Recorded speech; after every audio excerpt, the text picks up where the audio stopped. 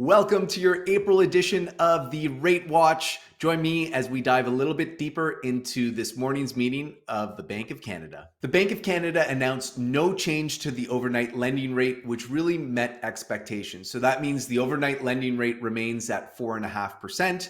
If you are looking at the retail prime rate, that will remain unchanged at 6.7%. This is now the second consecutive meeting that the bank has maintained the rate unchanged. And the main reason for that is because inflation is trending in the right direction overall. Now, core inflation, which is the bank's preferred method of measuring inflation, remains sticky. So they're a little bit cautious with their wording.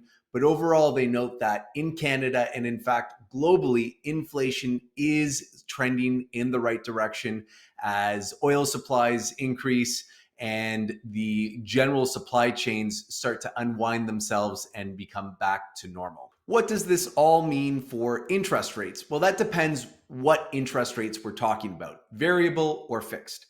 If we're looking at variable rate mortgages, that is influenced by the prime rate, which is determined by the Bank of Canada. The Bank of Canada is projecting forward. They don't think that they will be cutting interest rates until well into 2024. At the moment, the projections are first quarter of 2024 and then continuous cutting throughout 2024. And that's really driven by the specter or the anticipated arrival of a recession.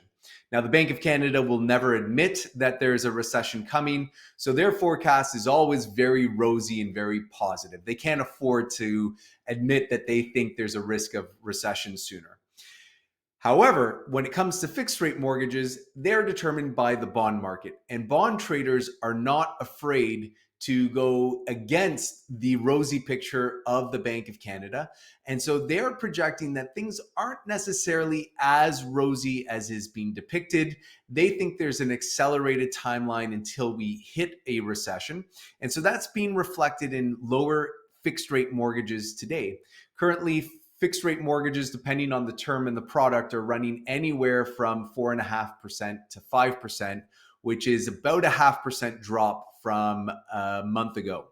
So at the moment, we have a situation where the prime rate is being held steady, fixed rate mortgages are falling. And so that means that if you are a variable rate mortgage holder, there is an opportunity to convert your mortgage to fixed or refinance to pursue a lower interest rate and gain some savings.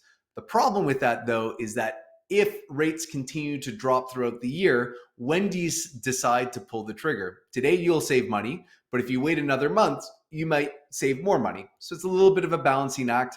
As always, the door is open to you. If you have any questions about how to strategize and make decisions around your mortgage and all this information, I'm just a phone call or an email away. My name is Chris Mulder, Toronto Mortgage Broker. Until next time, bye for now.